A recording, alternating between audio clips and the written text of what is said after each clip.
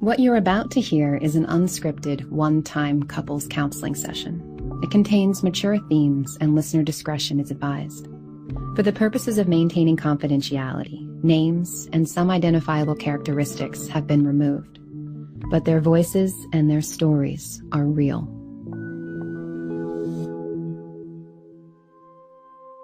When we were engaged and when we got married, we made a promise to be parents and, to create a family. For her, she shared with me she didn't want to have kids until she met me. And that was really exciting and a great acknowledgement. I had in my mind was like, I'm going to do this till I'm 45. And then if after 45, I'm not going to be as up for it because now I'm like heading towards 50. We got pregnant and we were like sharing, all so excited. And then we found out the embryo didn't form. So that was really, really disappointing for us. He's wanted to be a father, since he was a little boy. And, and he just feels like maybe some regret of marrying an older woman and maybe, it might not work out for us. I shared with her that I was considering even possibly leaving her to find a woman that would want to have kids with me. Then I was just like, well, how can we make this happen, in a more creative way? And then the other day I had this insight where I was like, well, I would be totally supportive if he wanted to have a child with another woman. Let me repeat to you what I'm hearing and tell me if I'm getting it, okay? We are together 9 years. We are married. We have a strong commitment to each other. We are at a moment where one of us very much wants to have children or a child. One of us has realized that that possibility may no longer be the case, even though there once was a shared desire about it. How can we stay together and honor your need to have a child and your need to no longer have a child? Exactly. That was exactly it. Mm-hmm. Okay. A couple comes in with a story, and my goal in the first session is to see to what extent they can leave with a different story. Because by the time people come in, there is an implicit agreement, a tacit agreement about what is okay to talk about and what is the unspoken. And people have coalesced around a narrative, a way of describing their life, their issues, their conflicts, their sorrows. But sometimes they actually become stuck there, and there's a whole other story that needs to be uncovered in order to really deal with the issues. And that's what's going to happen here. This is Where Should We Begin with Esther Perel. This is a transitional moment. Yes. I think I would be an amazing mother, but there's just been something resonating for me, like a very clear voice that says, I don't want to be a mother anymore. And then I recently had this sort of revelation in the possibility of, opening our marriage and, having a child with another woman, which was very inspiring to me. But that just feels like that's a big stretch. And when we got married, or even before that, we were talking about, the kind of plan was we would get our partnership in a firm foundation, have children, and then at that point, after a certain point after that, then start exploring. And how did you receive this suggestion at first? Shock, a bit of a shock. I mean, my first reaction when I said it, that would be complicated. Communication would be a key. It's I think those are the things I said when you first. And then you're like, would I support you all? Yes, I support you all. Mm-hmm. Financially, yes. And that's another thing where you're dealing with is financially we're on pretty loose footing right now. She hasn't been bringing money in for 5 months. Yeah. So money's really tight right now. So that's where that was like, okay, I'm having trouble supporting us. How do I support 3 + 1? So there is a conversation about wanting a child. Yes. There is a conversation about what it means to be a father. Yes. Oh, yes. There is a conversation about what it means to be a mother for a child that he would have with another woman. There is a conversation about the economics of family life. Yes. He had a conversation with me, it was a little while ago, where he shared how important it was to be a father. And I think I didn't realize how important it was. And that's when I wanted to see, how can I be open to creating this? Because he just spoke the truth. Like, maybe he felt some regret marrying an older woman. Maybe, we should separate so that he can do this. And I just really felt his pain. And I don't want to deprive him of something that's like a core value. What was different about that conversation? He was so vulnerable. And how he shared that his father was so amazing. When he was little, he said he wanted to be a father, like the way his father was. And that really moved me. And that's when I knew that I wanted to create something out of the box, because it was that moving. Yeah, in that conversation, I was really being with that desire, and okay, where'd that come from? And then just looking back in my childhood and how I idolized my father. It's and how so many children out there are not given such great parenting. It's and I know we'd be phenomenal parents, and I wanted to give that to somebody. And the word that neither of you have used yet is loss. Loss. Loss if I wouldn't have the opportunity to be for someone else the way my father was for me. Yes. Loss that we wouldn't have the opportunity to share this experience together, this mission. Loss that I wasn't able to give him something that was so important to him, a child. Loss that I wasn't able to have my own child.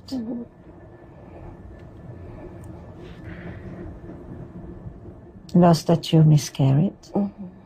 Yeah. We're talking about both Right. loss and creation and conception. I think that when I miscarried, I don't know if I really totally grieved it. And there is definitely a loss of, I feel a loss of I think that's why I'm interested in doing it with another woman, because I still want to have that experience. But I think I have concerns of having a child, the energy it takes and what it can do to a relationship. And there's the part of me that kind of balks at that idea. But I do feel there has been times when I've been sad about the thought of us not having a family. Does he know that? I don't know. I don't think He's shaking his head no. No. Wow. Yeah. I do feel sad about that. I think I've just been trying to be positive and keep creating something else, because I really don't want to let you down, and I don't want to lose you. She has tried to deal with her loss by making it something that she didn't want. So that at least that way she has some control over the experience. Instead of I can't, it becomes I don't want to. And so now it became more of a discussion about age appropriateness for conception, which is a complete aside. What she hasn't shared with him is the loss itself. So she's busy seeking alternatives, which are wonderful, all kinds of wonderful polyamorous possibilities. But these possibilities at this point can't graft, can't really anchor, because they're sitting on a foundation that can't absorb it. The foundation is a reactive foundation. She's trying to immunize, rather than the foundation that can absorb a new idea and then spring into creativity. And so that's the alchemy that needs to happen in this session. I kind of feel like a failure. Yeah. And I think I feel selfish, where I just want to have us. Us.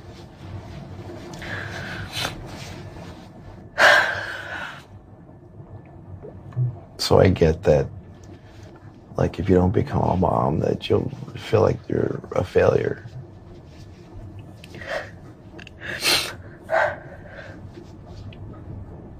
And that you grieve, occasionally grieve about the loss of being a mother. How does that make you feel? That's what I want to know. How does it make me feel?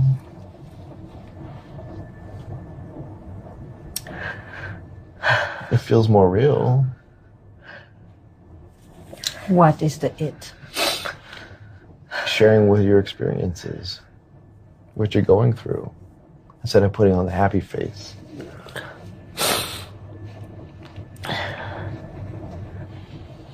This is a couple that is actually highly attuned to each other. He repeats what he hears her say, he summarizes it, and they demonstrate a fluidity in a vocabulary that places feelings and emotions at the center. At the same time, because they are so attuned, they have actually inadvertently conspired together around a mistaken understanding of their central issue. My sense is that subconsciously I've been sensing that there's been something else there. Maybe because if I can't have my own child, then I turn it into I don't want my own child. Yeah. And so you haven't given yourself the permission to say I want it too. You take the stance of I don't really want it, I passed the age, it's not, and all of this, as if you don't feel legitimate. Since I can't have it, since I can't give it to him. You know, this is such an old expression, right? I can't give him a child.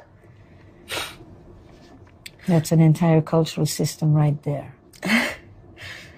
Well, I feel like I could give him a child through adoption. You know, we could do that. I just, when I think about it, and it will probably take like 2 years to happen. And then by that point, I'll even be older.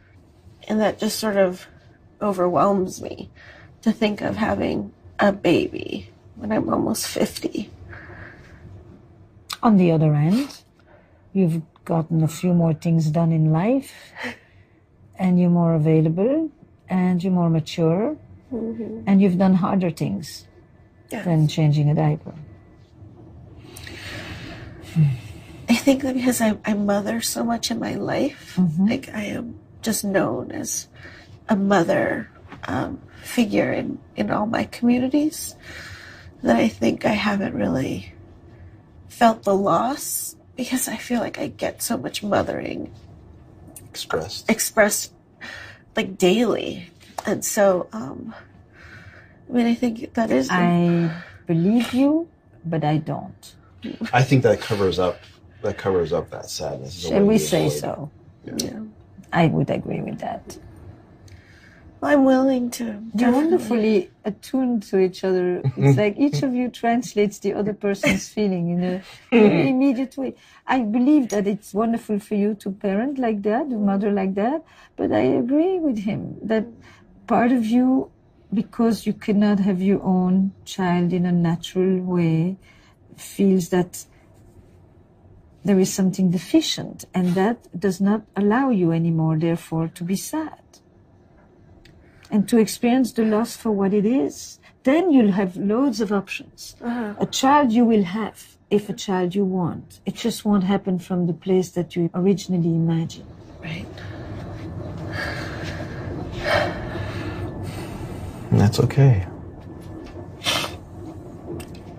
Let yourself feel that.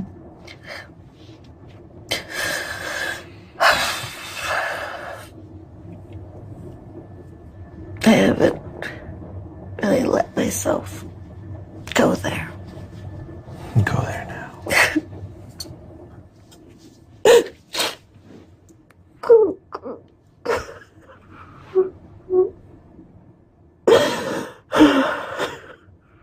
Sorry. What are you sorry for? Yeah. I'm sorry, because I didn't do what I said I would do. I'm sorry I didn't give you a child. Yeah. I didn't give you a child. I'm sorry that I changed my mind. I'm sorry. But you didn't change your mind. You changed your mind as a way to not feel so sad over something that you don't control. And so if it becomes a decision, it becomes less a matter of biology and fate and nature and more a matter of choice. I mean, there are women who decide not to have children, but that's not your story. Right? This is a front. You fell for this, mister?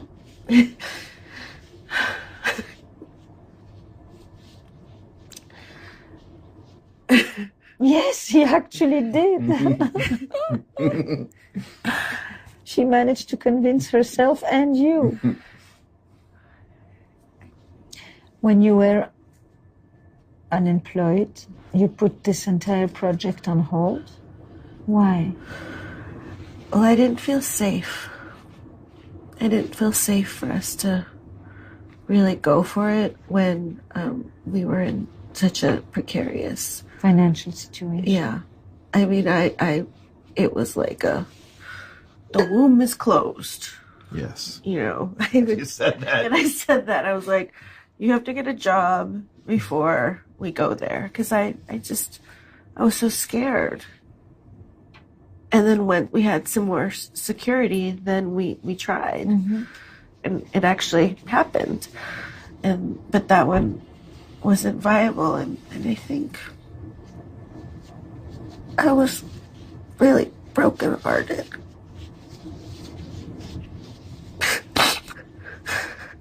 I didn't expect that it would be viable. One of the consequences of the advances of technology is assisted reproduction and contraception. Never before could we stop pregnancy nor artificially create pregnancy. And that, in a world where people are so much into their own choices and decision makings and freedom and possibilities, has led a lot of people to think that it's all in their hands and that it will happen when they're ready. And we have lost a little bit touch with the forces of nature, that they often decide for us, and they decide with a force that we cannot resist. I didn't think that would happen to me. Because you've always imagined yourself fertile, or more that pregnant woman. It's more that I'm used to getting what I want. I was going to add that one, but I thought I should put the other ones first. No, I'm really used to getting what I want. Right. And I mean, I had said I want to be pregnant, you know, by Burning Man, which was at the end of August. And we got pregnant. I was like, oh, look at this. Right on track. And then, nobody ever told you that if you want to make God laugh, you should tell him your plans? Oh, yeah. And that if you think that you can control things that we don't control, when it doesn't happen, the fall is bigger? I think I've gotten arrogant with my expectations. And I do feel very humbled. Welcome to common mortals. But also, welcome to a different story. Because the way you've begun to look at this is, he wants children, I don't, but I don't want to deprive him. So I have to think creatively how I can make that happen for him. And that's off. We want children. It hasn't happened the way and the timing that we hoped for. We need to rethink how we can have children together. And what is feasible for us, given our age, given our economic situation, given our values, etc. It's more creation rather than reaction. Thank you. Mm-hmm. She has a very astute insight into her own process, which is that what seemed to be creation was in fact reaction. Does that make sense? Yeah. I came here thinking this was going to be all about getting him ready to like go for my creative idea, but then realizing the joke is actually it's me. I'm glad you caught that. That is exactly where we are. Yes. I am glad we are editing the story because it was off and not true, not honest. That doesn't mean that you may not make a decision or make a choice, but not because you don't feel legitimate to your grief or to what you consider is you're failing him. You know, when you say, I'm sorry, I deserve for you to go elsewhere because I'm not worthy, is what you're really saying. That is not about polyamory, and that is not a creative idea. That has nothing to do with that. Right. It's unacknowledged grief. Yeah. You know, unrecognized grief. That's first and foremost. Then we can start. Then you can start brainstorming zillion ideas. Yeah. And now we can begin to make space for some of these innovative ideas as such, rather than them being pain prevention strategies. There are enough children who need to be parented and who need a family and a safe harbor, and there are a lot of people who are looking for someone to have a child with. Right.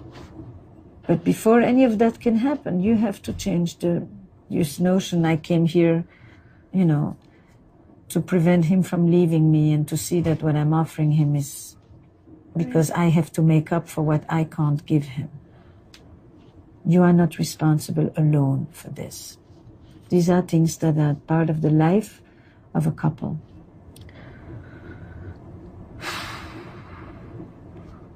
Can I ask you something? Mm-hmm. I have a sense that your wife needs to hear from you that she's not lesser. Yes. Because she can't have a child with you, or at least not as of now in the ways that you're going about it. And she's not able to believe in that enough on her own.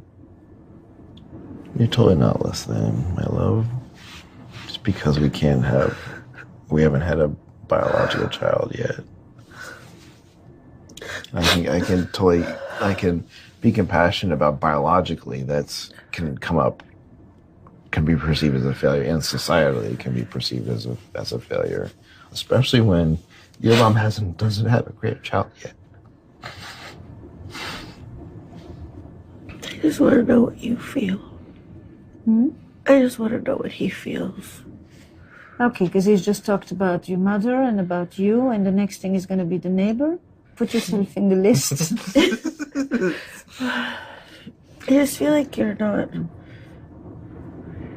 I feel like you're talking around something and not being straight with me. Mm-hmm.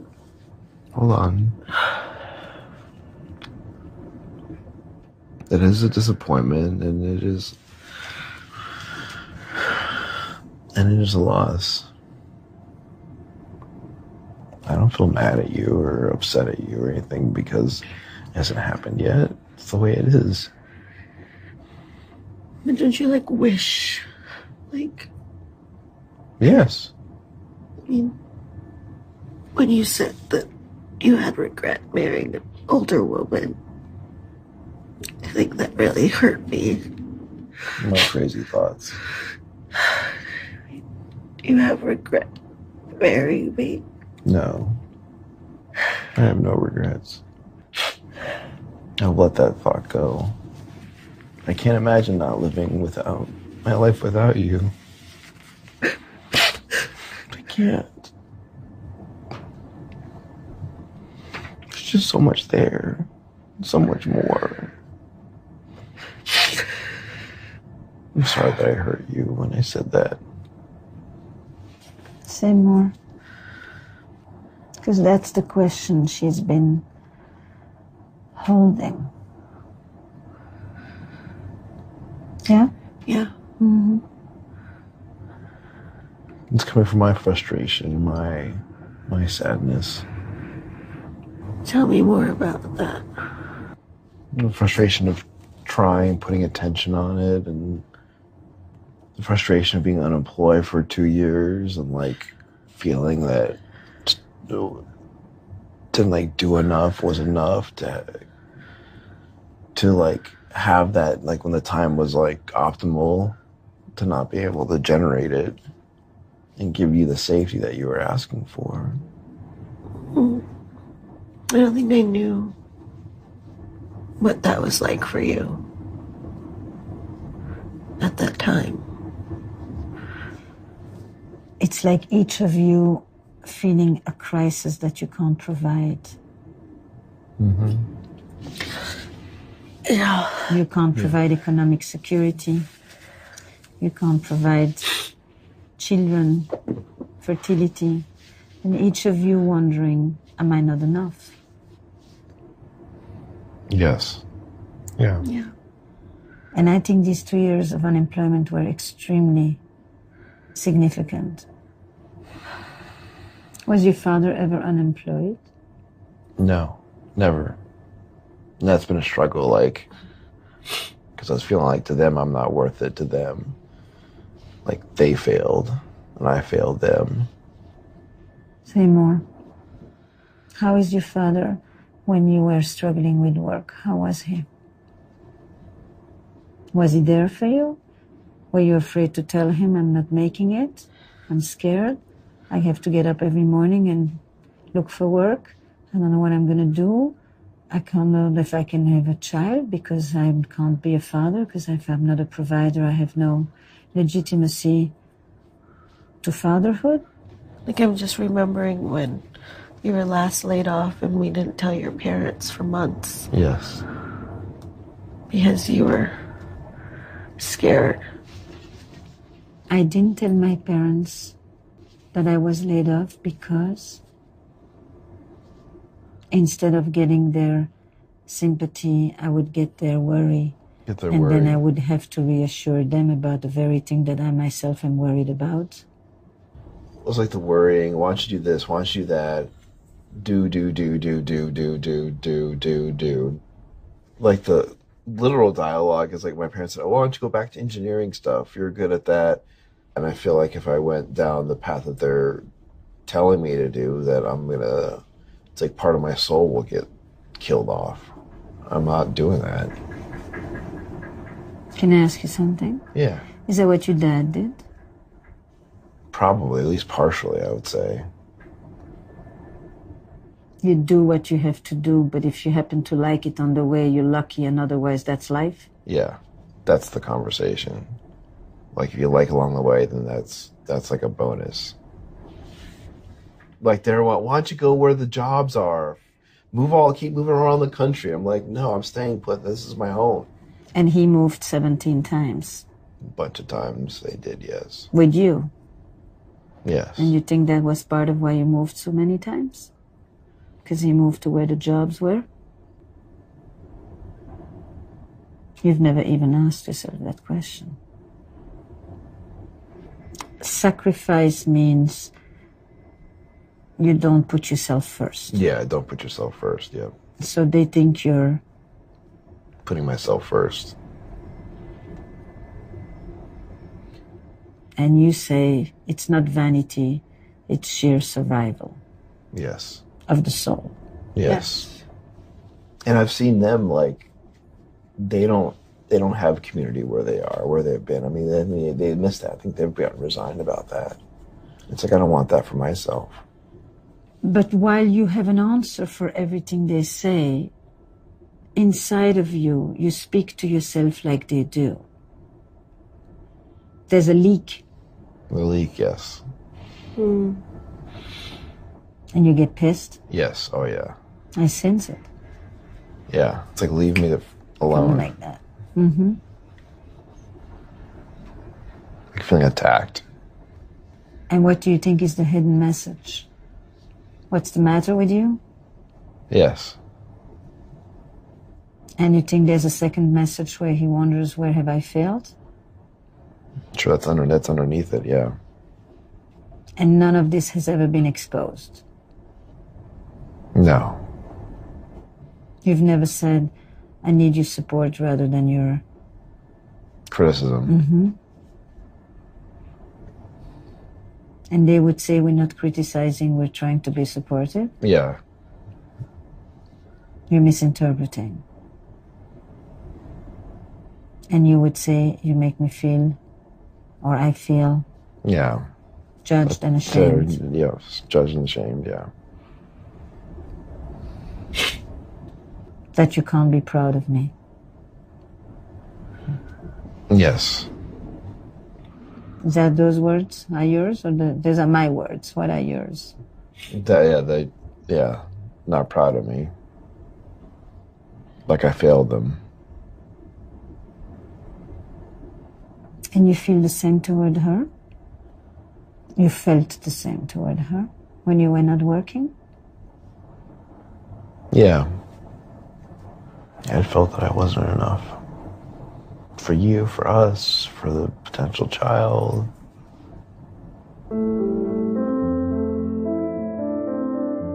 What we get here is an insight, an entry into one of the most archaic cultural legacies about manhood and masculinity.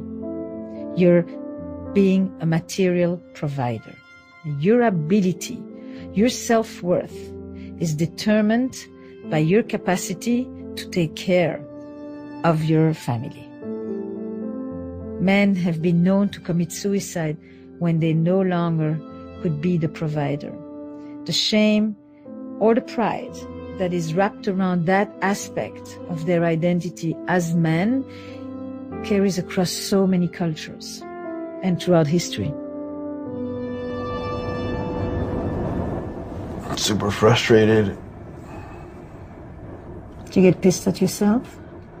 Yes. You are expressing the oldest stories of men, and you are expressing the oldest stories of women. I'm not enough because I'm not providing materially, and I'm not enough because I'm not providing children. Wow. You thought you were progressive. Yes. If I don't provide for you, yeah, you shouldn't stay with me. What kind of a man am I? If I can't give you children, you shouldn't stay with me. What kind of a woman am I? This is the subtext of what you are both saying to each other. This is a new thought for you? Yeah, like on a conscious level. Then I want you to make it more conscious. put this in your own words now. Like I'm not man enough to provide for myself and for you and for a child. Like I'm failing as a man. So now he has a question for you that he's not asking, which is the same one that you asked him before. Do you still want to be with me? Despite all of that? Yes. You're the man I want to be with. You're good enough. You're an amazing provider. I would never leave you. Let yourself take that in. I love you. You love me. You're good enough. I'm good enough. You're more than good enough. I'm more than good enough.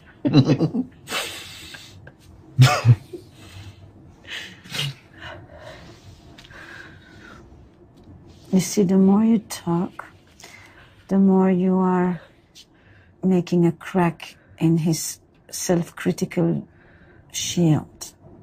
And from that place, you're going to talk about how you want to have a child. From the place in which you both know that you're there for each other and going to be with each other when you can't conceive or when you can't provide.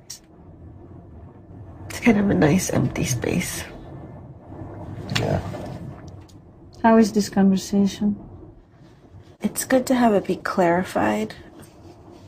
Today helped me see that I had a hidden conversation of grief and not being enough that I can now give voice to and to share about it and to allow myself to feel the grief when it comes up versus trying to just fix it. Because I don't want to create what's next on top of that, because as a partnership, we cannot, co-parent with someone else with those two conversations happening. Or either of those conversations happening. Either. And I think the value of today was you uncovered something we weren't even looking at on both sides. We were both looking to compensate. So it just gives us a lot of clarity. Your transition to parenthood has started.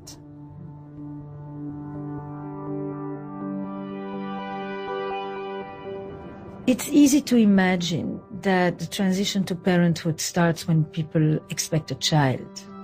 But in fact, the transition to parenthood begins when one starts the process of expanding one's identity.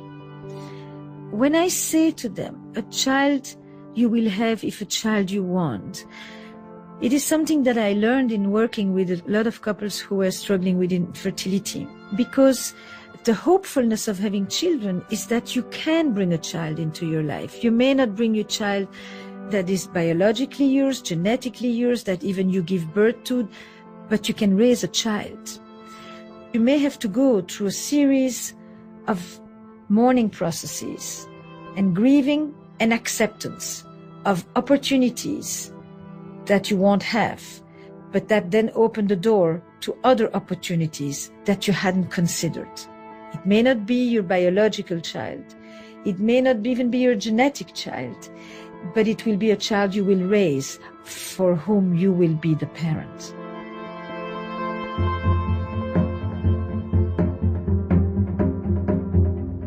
Esther Perel is the author of Mating in Captivity, Unlocking Erotic Intelligence, available on Audible. And her upcoming book is The State of Affairs, Rethinking Infidelity. If you and your partner would be interested in recording a session with Esther, you can find out more at estherperel.com/audible or at audible.com/Esther Perel. Where Should We Begin is an Audible original production. Produced by Olivia Nat and Eva Wolchover. Produced and sound designed by Paul Schneider. Recorded by Noriko Akabe. Our executive producers are Esther Perel and me, Jessie Baker. Eric Newsom is our big boss, and we couldn't do this without Lindsay Ratowski, June Cohen, and most of all, the couples who shared their stories with us. We would also like to thank Andy Gaze, Vanessa Harris, Dawn Hall, Brooke Dean, Beverly C., La Sherelle Morgan, Lynn Barch, Norman Pratt, Matt Brady, Amanda Deeker, Alexandria Solomon, Joe and Christy Marchese, Liz Heller and John Manulis, Dan Savage, Julie Subrin, Christopher Johnson, Lee Hernandez, and Annabelle Bacon. Coming this fall, we'll be back with Season 2 of Where Should We Begin with Esther Perel. This is Audible.